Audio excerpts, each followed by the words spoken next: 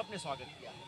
लेकिन उसके बाद अचानक जो युद्ध विराम की घटना की घोषणा अमेरिका के राष्ट्रपति कर रहे हैं, वो अप्रत्याशित आज तक कभी नहीं हुआ।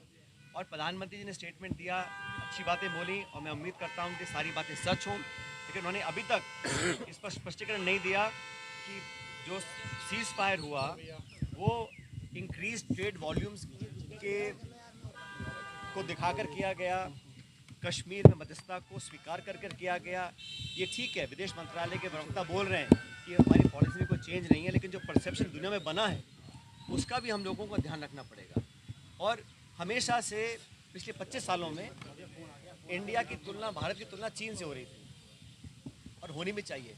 पाकिस्तान जो एक फेल्ड स्टेट है, जहाँ पे आईएसआई और आर्मी देश को कंट्रोल करते हैं, वहाँ की सरकारों में इतनी ताकत नहीं है कि वो अश्योरेंस दे सके। जो अभी सीज फायर हुआ है, वो ऐसी क्या अश्योरेंस मिली है कि आने वाले समय में जो पाकिस्तान को आईएमएफ का लोन मिला है, जो अमेरिका उनसे इंक्रीज ट्रेड व्यापार की बात कर रहा है, जो उनके पास जो आर्थिक समृद्धि आएगी, क्या वो उस धन का, उस पैसे का दुरुपयोग करके दोबारा से आतंकियों को पनाह देने का काम नहीं करेंगे? क्या जो बंकर, जो इंफ्रास्ट्रक्चर उन्होंने बनाए, ट्रेनिंग कैंप्स बनाए हुए हैं जो हमने ध्वस्त किए हैं, क्या दोबारा वो नहीं पनपेंगे?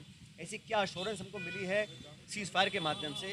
इस बात पे हम लोगों को स्पष्टीकरण, मेरे को लगता है, सरकार को देना चाहिए।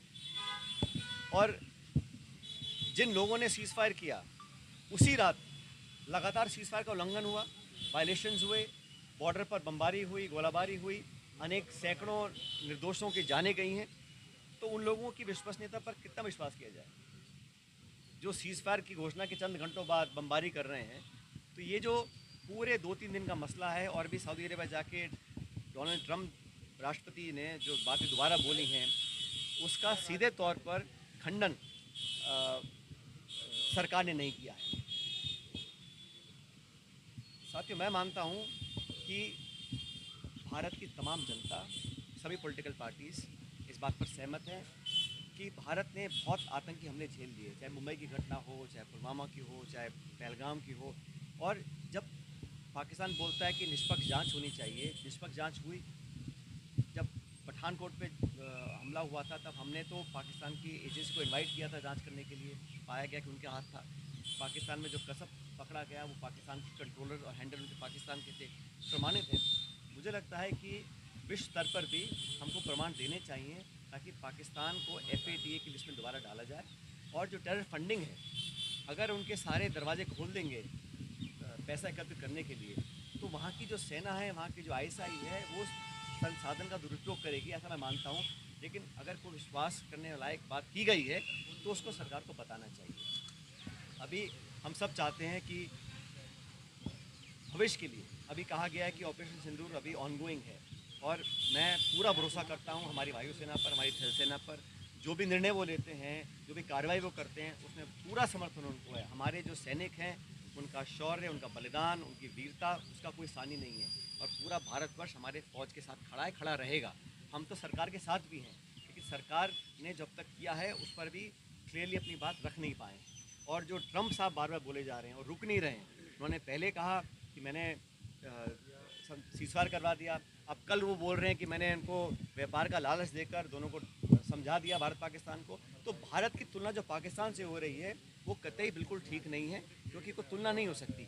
हम एक शांति प्रिय, लोकतांत्रिक, विकासशील, प्रगतिशील नौजवान देश हैं, जहाँ हम लोगों ने अमेरिका के साथ संधि करी, और इंडो-US न्यूक्लियर डील के बाद हम लोग एक डी फैक्टो न्यूक्लियर स्टेट बने। पाकिस्तान जिसने NPT पे साइन किया है, नॉन प्रोलिफरेशन ट्रीटी, उसके बाद AQ खान और बाकी सब लोगों के माध्यम से उल्लंघन कई बार किया गया है। तो जो तुलना हो रही है आज, वो दोबारा से इंडिया पाकिस्तान की हो रही है। तो the attempt to hyphenate India and Pakistan is not a welcome step. We have always been competing economically, militarily with China. Now the attempts have been to rehyphenate India and Pakistan, which I don't think is appropriate. We must strongly come out and stop that from happening, and we must mobilize the international community to make sure that Pakistan eradicates terrorism from its roots.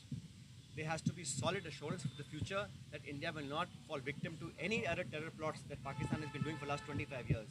And I don't think the people in charge of Pakistan today are in a position to give that commitment. If so, then we must hear directly as to what are the assurances that have been given when the ceasefire was announced. Malik Sahab, there is an attempt to convey that